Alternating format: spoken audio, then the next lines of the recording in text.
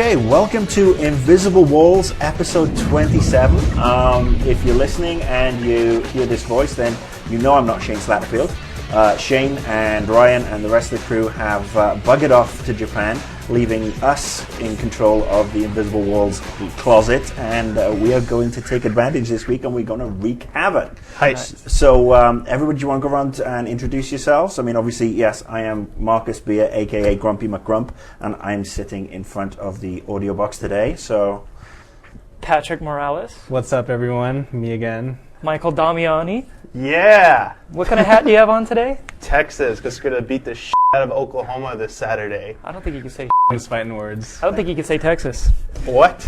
and of course, we have the lovely Brooks Huber, Lovely. the lovely, holding his ball out for everybody to see. That's right. Don't leave Okay. home without it. So, everybody doing good this week? Yeah, doing all right. Feeling good? Excellent. Well, of course, you know, Shane and everybody's away, so I saw people running around the office, drunk out of their heads, stoned out. Oh, yeah, it's complete It's a chaos typical here. side effect of Shane being on, yeah. Exactly. And our couch cushions are missing. What's Yeah, with that? did you see that? Someone stole our couch cushions. And they left a note, a post-it note that said they'll return in 24 hours. They've been kidnapped. Great. Well, there you go. Who can solve the mystery of the missing couch? I just hope they return. All right, so what have we got on the show today? We are going to talk about the new DSi, which sounds bizarrely like CSI, and consider the amount of iterations you're getting now. It's not too far a stretch. We're going to take a look at a little bit Big Planet. We've got some on-the-hook questions. We're going to talk about NBA 09's DNA feature and lots of other things. The Beat agents are at your service. Okay, first up, we're going to talk about Nintendo and the DSi. And Mr. Damiani, I understand you've been doing some research and you have some breaking news for us. Yes. So last week, Nintendo had two press conferences, one in Japan, and then their fall media summit. And perhaps the biggest announcement to come out of that is that a third iteration of the DS is coming out called the DSi. Now, it's going to come out November 1st in Japan, but the rest of the world is going to have to wait, apparently, until sometime in 2009. Late 2009. Late 2009. They Yeah. said well into 2009. So obviously, a lot of people are like, hey, I'm going to jump on the gun and I'm going to import this. Obviously, it's coming out in Japan first because the DS Lite, it's like reached full penetration there. They need something else. Whereas here, as Reggie Fils-Aimé said, that DS Lite is still selling buttloads here. There's no reason for them to have to release it right now. And until they see the sales start to trickle a bit, they don't think they're going to be ready to introduce it. But they got to be careful because there could be some overlapping competition between the DS Lite and the DSi, especially Right. once we find out the price point here in America. Well, speaking of that, let's backtrack a little bit and paint a picture of what the DSi actually is. For those that don't know, the DSi is a little bit bigger than the regular DS Lite, and the screen is a little bit bigger as well, right? Yeah, both well, top and bottom. actually, it's a little thinner and lighter. Thinner but and lighter. the screen size is a little bit bigger. And it also comes with a 0.3 megapixel camera, am I right? Yeah. Yes, it comes with that's the what they call the front face / exterior camera that they have. There's actually two cameras on the device. So if you want to take a picture of yourself, you have to turn it around, right? Yeah, that's the better camera. Then there's It's like an iPhone, basically. basically, but they want to make it clear that it's not competing with the iPhone. Despite being They're- DSi. Yeah, they're prepping everyone for the letdown that it's not going to be this all-in-one media device. But it's got new software implemented too, like new touch screen features. Am I on the right track? Or it looks like a little different with the screen. It's definitely taking cues from the PSP. It has a media browser, and Yeah, you can that's- listen to music. And I believe there's even a web browser built in, too. And they also mentioned increased Wi-Fi capabilities. But the really striking thing about it is that it comes packed with an SD card slot, which makes me wonder. Nintendo has always been pretty upfront about piracy on the DS, especially with the whole R4, M3, flash cards out there. Do you guys think that maybe by introducing an SD card slot, it's maybe opening the doors wider for pirates? Because, I mean, even with the PSP, a lot of people have been able to jailbreak their PSP many, many, many times with an SD card slot, So I'm just wondering if Nintendo's making the right move with this. I don't know. I'm not big on piracy, so. Sure you are. Well, that's the thing. I don't want to comment. None of us here are big when it comes to actually, knowing what the pirates do. I mean, we know they're out there, but we have to stay white to them, white, and not really get anywhere near them. And this is something that we need to explain to the audience: is that it's more than our careers are worth to actually get involved and go anywhere near anybody who's got piracy. Because I've seen journalists who have inadvertently, been in contact with somebody, and then within 3 months they're pariahs, and some of them have actually gone to jail because they've actually been very, very naughty, but we don't hold truck with anything like that here. Right. So tell us. So that's the DSi in a nutshell. It's not a phone. It's more like the iPod Touch. Yeah. It's not like the iPhone. It's more like the iPod Touch. Yeah. But not quite. So what's all this I'm hearing about? Or we're all hearing about new software. I'm hearing some for the Wii. Some classic titles are coming back to the Wii. Finally, we got Punch Out again. Yes, they finally showed off and announced Punch Out for the Wii.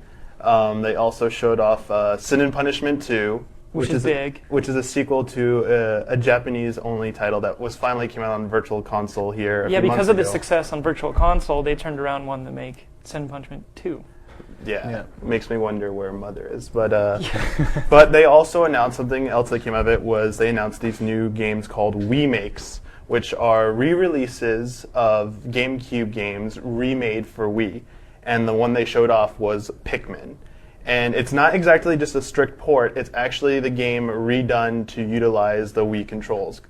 And one of the more exciting tidbits is that they also announced that the original Metroid Prime 1 and 2 are also going to utilize those controls. Well, that's not as exciting as a new Punch-Out, though. I don't know. I mean, Punch-Out... It skipped the Nintendo 64 era, and it skipped the GameCube era, and now we finally get it back on the Wii. But as some people have pointed out, and I agree with the sentiment, is that we already have Wii Sports. We have Wii Boxing on there. As cool as it is to do, Come on, Punch-Out. as cool as it is to do Punch-Out again, Yeah. Punch-Out is a game that lives on through the internet, thanks to its hype and memes and stuff. I still think Punch-Out is one of the best you go back boxing and games. play. You go back and play Punch-Out. You play it for 10 minutes, and you're like, "Oh crap! I've had my nostalgia fill. I'm done with this game." Yeah. Well, it's going to be a great marketing tool when they do the boxing gloves that you can fit your Wiimote inside. Oh, I think You know that's going to happen. Yeah. You know that is going to happen. And if It's inevitable. If it wasn't going to happen, and Reggie's listening, you can give us all 10%.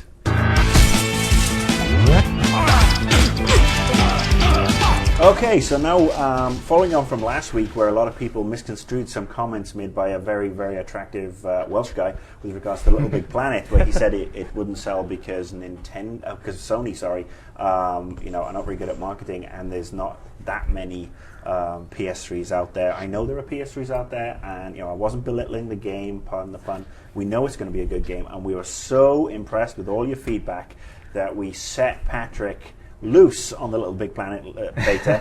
And Patrick, how are you feeling? You're looking all denim and fuzzy today. It's a pretty good game. For those of you that don't know, Little Big Planet has been out in the beta scene for a while now, a few weeks in fact, just shy of release. And from what I've played, I had a very positive reaction with it. As you could already tell from the trailers, it's very creative. It's very much driven towards, your style of play, whether it's creating levels or going through a game cooperatively with friends. It uses online very much to its advantage, and it's a very compelling package because it kind of has this uneven mix between awesome hardcore creativity, constructing things from the ground up, very sim, very Spore-like, but then again a very casual and laid back feel where it's Super Mario with Sackboy and Girl. Go through the levels, platform, activate switches, you could do whatever you want. My major complaint with it, though, from what I've played, was that, as many people have noted online, the controls are a little bit too floaty. If you are strictly judging it on a platforming point of view, whenever you jump, it's very awkward sometimes. I do have to commend the game on using a lot of objects to its advantage. Riding in the little race carts, going through the levels, or pushing a skateboard to hop on it with your friends. That was very much cool to me. In the end, I think it's an awesome communal experience with people that you just want to hop on and play with. Whether or not it's going to catch on like wildfire, like most people predict, I don't know yet. But it definitely has that buzz behind it, because obviously with those thousands of beta codes that went out in these past few weeks, they're gone. Yeah. Everyone that requested one pretty much got one Well, except Marcus, I think. Yeah, actually, I didn't get one, but that's by the by. But I still got some time playing with it, and it was very Mario-esque. I mean, it did remind me of going back and the first time playing Mario. Brooks, what do you think? I agree with Patrick. I really liked it. I just thought there was a few quirks that, for one reason or another, kind of hindered the gameplay for me, and for that, I wasn't a big fan of the various levels of the background. How you could be way in the back, and then there's like a middle ground, and then the foreground. Because me, differentiating between those three perspectives was hard to find the exact path to go up the ramp. Especially when the camera, when the level moved above your line of sight and the camera doesn't pan up. That is actually an annoyance. It's a minor gripe, but I think that's more of the fault of maybe the level designer rather than the game as a whole, because that actually adds, literally depth to it. And there are a lot of cool things that... Yeah, I really don't want it to be like a strict 2D game, because I like having that perspective, but it just felt a little confusing. You're right, some of the levels are a little bit trickier than others. Overall, are we excited about Little Big Planet? Oh, yeah. I definitely still have my pre-order going for it. If you were to stand on Little Big Planet and try to imagine a more astounding, fantastic, and creative place full of enthralling adventures, uncanny characters, and brilliant things to do, you couldn't. All right, so one of the most popular questions we actually get asked is, what are we looking forward to, in the remaining weeks of 2008, because this was supposed to be the banner year, and it's underwhelmed a little. So, Patrick, what's getting you moist for the rest of the year? Well, my loins have been tingling for Fallout 3 ever since I saw that first trailer, and still very much so. Other than that, Dead Space, the one buzz game that we've been throwing around here in the office. It's right around the corner. Well, actually, both of them are pretty soon, because Fallout 3 is the end of the month. So yeah. And continuing with the zombie theme, of course, we can't forget about Left 4 Dead, the incredible shooter by Valve, and I can't wait to play it. Okay, Damiani, what's going on? Well, multi-platform, I'd have to say Prince of Persia is the game I'm looking forward to. I really enjoyed the previous trilogy. Really looks promising for what I've seen. Haven't had a chance to try it yet, but everything I've seen about it is very promising. I don't see anything that'll disappoint me. 360, even though I wasn't impressed with Infinite Undiscovery, The Last Remnant, it's another JRPG. I'm giving 360 another chance there, because it did do well with Tales of Vesperia before then. For DS, I'm actually looking forward to the Castlevania Order of Ecclesia. So is Ryan. I'm a big Castlevania fan, and I like the ones on DS, and this one's looking really good, especially starring a female lead for the first time in a long time. Yeah. Brooks, what about you, dude? All right, I'm a Gearhead, so I'm looking forward to Gears 2. That comes out November 7th. Justin just recently went to San Francisco. He reviewed it. I haven't had a chance to ask him about it yet, but from what he said, it was definitely awesome. He doesn't even have to say anything. I'm still going to pick that up, Gears, I just recently went through Gears 1 again just to get myself in the mindset of the story, and man, it's going to be so awesome with all the new enemies, all the new creatures, all the new weapons they're adding with the flamethrower. Mm-hmm. So that looks awesome. And then on like a complete flip side of Gears 2, despite what people are saying, I'm still looking forward to Banjo-Kazooie. Nuts and bolts. Won't give up. Don't laugh at me. Don't you mean the original Banjo-Kazooie? Yeah, that too. Banjo on Xbox Live looks cool, but I've played that to death, and I'm looking forward to Nuts and Bolts. And vehicle platforming, yeah, I've heard that it's about 90% of the game is that, but that 10% of platforming is going to be a lot of fun. What about you, Marcus? What are you looking forward to? Okay, so just to make sure again that we haven't left out the PS3, I am looking forward to Little Big Planet after the discussion we've had and what I've seen of it over the last couple of days. The big game for me is Fable 2. I love Peter Molyneux. Yes. I've always loved his stuff all the way back. Anybody who listens to my other show knows how much I want to see Dungeon Keeper 3 come out. Oh, yeah. And, if this game is half of what is promised, I think it's going to be the definitive console RPG, and I think it might actually give Fallout a bit of a run for its money as well. And then the other one is, a little bit of love out to the PC people. Of course, I'm waiting for Wrath of the Lich King with a tent in my pants. I've actually got bored with Warcraft over the last couple of weeks. I mean, I've leveled up so many different characters, so I need some new content, and my girlfriend needs peace and quiet. So yes, that's what we are. That's what this particular crew is talking about. I mean, we know Shane and Ryan and all those guys have opinions, but they're not here, so they don't matter. Bugger off. Exactly. They can all bugger off. I really don't.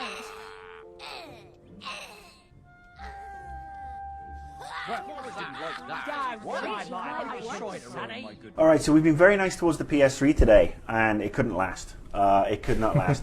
Mr. Damiani has some interesting news that he wants to share with everybody, so go ahead, Michael. And that would be that the Xbox 360 outsold the PlayStation 3 for the month of September in Japan. Wow, that's unheard of. Hell Unheard of. froze over right there. It even Who'da outsold the thunk it? Wii for 1 week as well, What? too. Yes. Yeah. Wow, 1 week. did somebody blow up the Wii processing plant or something? Probably. They probably were all sold out and couldn't get them onto stores fast enough. No, they were all off in Europe that, made 10 times the cost. But yeah, I mean, the reason has to be because they are crazy about JRPGs over there. They had Tales of Vesperia, which was a 360 exclusive, come out right at the end of August, so it factored into the September sales. And then they had Infinite Undiscovery, which wasn't as well received over here, but they went nuts for it over there. So these exclusive JRPGs on 360 might be starting to pay off for Microsoft now. And they've also got a big one coming up with Last Remnant, which so buzz over here, but over there, who knows? And of course, we got the new Final Fantasy shipping day and date with the PS3 version. And it's interesting, we had a question a couple of weeks ago on the show, and people were asking, where are my JRPGs for my PS3? And there's still nothing major coming through. Is there anything this year? I mean, you're the expert. Well, okay. You finally get Eternal Sonata on PS3 a year after it came out on 360. Anything Microsoft new? Not leftovers. not a But there's port. Valkyria Chronicles. Valkyria Chronicles Yes. is coming out. Which is actually looking very good. Yes. I plugged that a few months ago when the Japanese import came out. It's a cross between a tactical RPG, turn-based, and a third-person shooter, which is an unusual mix, but once you see the trailer, it looks pretty darn good. I'm actually all for that. I'm surprised more shooter games, don't go down the route of, I know we're going off topic, but Deus Ex was one of the first to have Yeah. RPG Lite, and I'd love to see more of that in an FPS. Beyond that, for this year, there really isn't anything else. I mean, the ones on the horizon, we mentioned Last Remnant already, but that's 360. It's supposed to come out on PS3 as well, but they have not announced a PS3 release window yet. So it is going to be on 360 first. And the other big one is, besides Final Fantasy 13, is a game called Star Ocean: The Last Hope. So these traditional big JRPG series that enjoyed a lot of success on PlayStation 2 have now gone to 360 exclusive. And these have big budgets, so it'd make more sense to put them on multi-platform, but Microsoft is dishing out the money there. They're putting out the dough to get these exclusives. And it does have to be said, in some sort of mitigation, is that nothing came out of interest on the PS3 through the month of September in Japan anyway. Yes. But it does look like, this policy that, I, for one, sniggered at, back at the beginning of the year of Microsoft, tying up these exclusives is beginning to pay fruit. And I think we'll see what happens at the end of the year.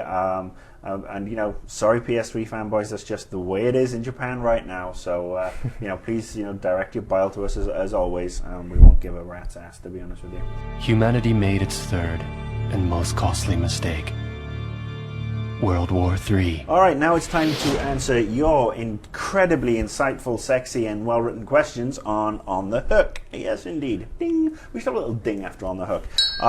Brooks, you have a question for us? Yeah, first question comes from Eric Lopez, and he asks, do you think it's fair for developers to charge a fee for unlocking in-game items that are already on the disc? And his example is Soul Calibur 4. Shouldn't that be available since you already paid $65 for the game? Well, I'm actually in agreement with Eric. I don't know about you guys, but seriously, if it's on the disc and I shell out $65, developers can it off. Yeah.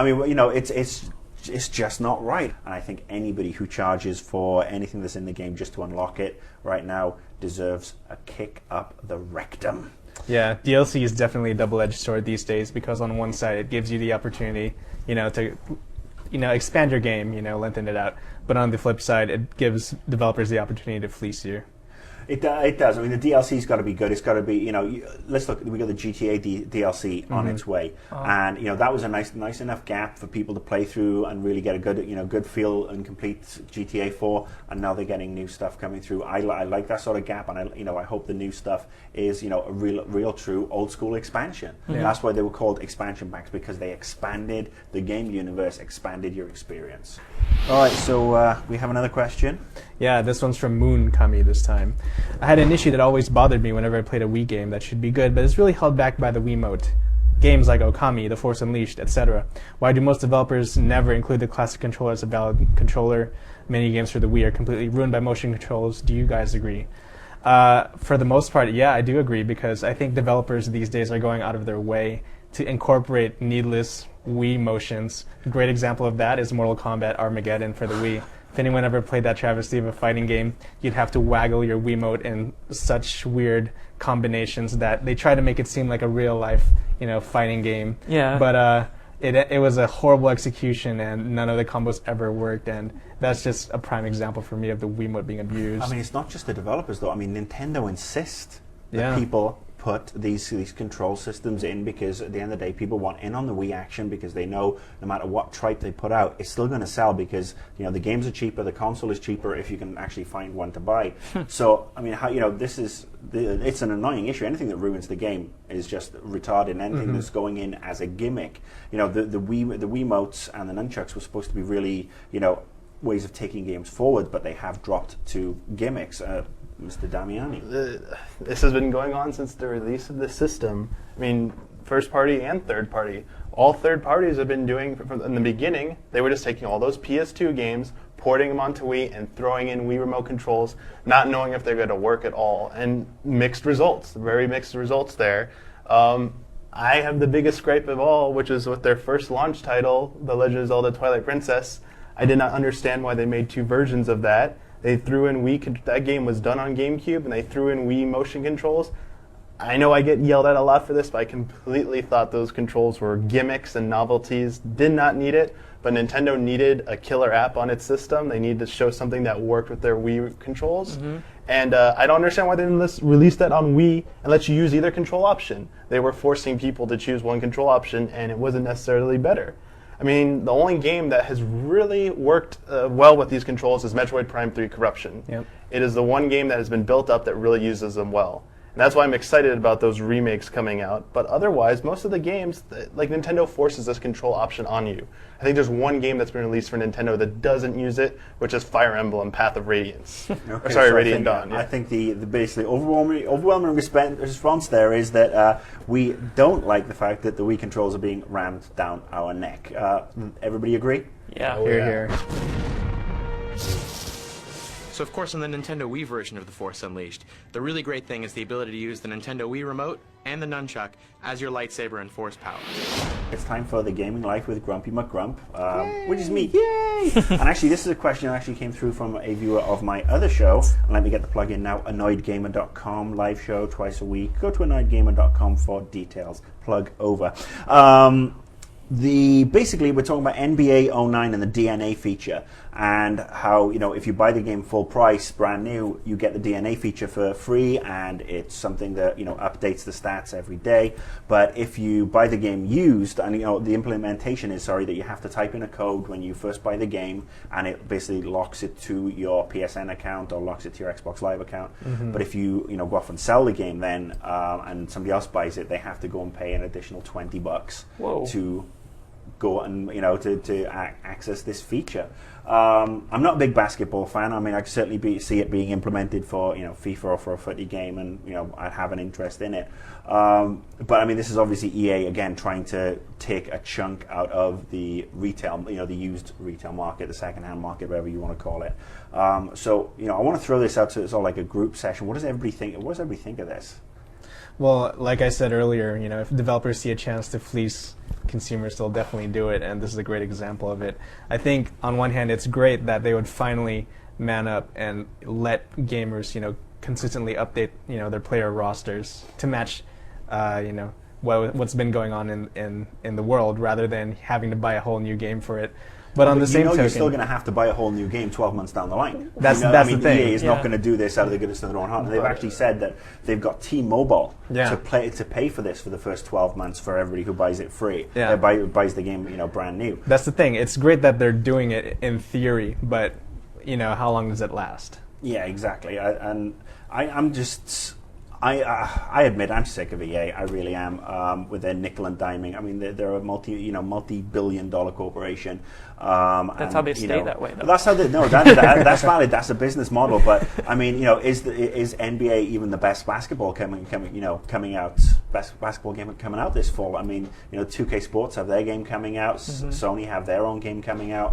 I mean, would something like this preclude people wanting to, actually buy the game. Because again, I mean, they said in the statement it's only free for the first year. Mm-hmm. So what happens next year when you buy NBA for $60? Are you looking at are you looking at $20 to try this out? Will there be a 3-month trial period? Then you have to pony up $15. Wow.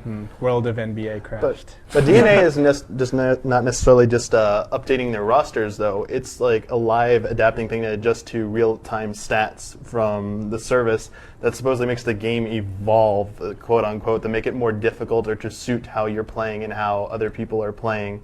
So that it's some form of AI that they're including. Yeah, that's what it really is. It's the main feature for 09. Like each iteration of each Madden or NBA, they all have some new like AI or gameplay element, and DNA is their first. So getting back to that, this is something that's already included on the disc that you just unlock with the code? Well, it's a service, though. It's a service. So used people are getting screwed out of a main feature. This isn't just added rosters. This is like their big like. What about corporations like GameFly, where you rent games and like Blockbuster? Or Yeah, those things won't work. It won't work. It won't You're work. just gonna get the basic experience. Unless they want to pony over $20 or something. Unless you want to put a pony over $20, but at the end of the day, it's a rental game that you're going to return after 2 weeks, and who's going to pony up anyway? Yeah, exactly. I mean, I actually, I don't like the idea of the DNA thing anyway. I mean, I would much rather have some kick-ass AI so that I can have my team evolve offline and evolve into the way that I want them to play, and make the trades that I want to make, especially in a game like FIFA. And then when I go online, it's my unique team that hasn't been interfered with by somebody else typing in stats, somebody making adjustments offline. I would like that online. I would like that offline. That should be part of the game, and then I can take my custom-built team out into the online arena, because then you have a much bigger sense of attachment and an achievement when your team plays well, because you know what you're doing. And then other stuff's coming in. It's just going to monkey around with it, as far as I'm concerned. So this DNA feature, I can say piss off. I don't like it. Same here. Are we in agreement? I mean, I'm being very sharing and caring and dropping the love today. So It's a different side of grumpy. well, it's only till Shane comes back, and then I'm just going to be a total arsehole again. Because I'm a champion, and I move like a champion. Forever will be a champion. All right, so that's it. That's our show for this week. Wow, That's it. We breezed through it. We didn't miss any of those people who left us alone to go to Tokyo Game Show. To carry on the pseudo Shane duties, I have to tell you about the next Game Trailers TV with Jeff Keighley on Spike this Friday night at 1 a.m. Eastern, 1 a.m. Pacific, and God knows what happens in Central. They're going to be looking at Fallout 3, never before seen missions taking you to the Washington Monument, and the Super Mutant Behemoth Exposed. So Jeff will be exposing his behemoth. NBA Live 2009, the game we've just been talking about. The lovely Amanda McKay interviews Tony Parker about his role in NBA Live. And she also gets to talk to Sean White. She's been working the celebrity sports angle this week as Amanda, and she talks to Sean White about his video game, Sean White Snowboarding. Finally, they are going to be taking a look at Command & Conquer Red Alert 3 with a brand new wacky full motion video cutscene from the beginning of the game. And then lots of other great stuff. So that's this Friday night on Spike. That's it. We are done. Thank you, gentlemen. It's been a good show. Everybody's saluting, everybody's waving bye-bye. This is Grumpy McGrump sitting in for Shane Slatterfield. We will see you next week, hopefully, unless Shane comes back and puts us all in a closet for a week. Have a good week, everybody. Yep. Take it easy. Later.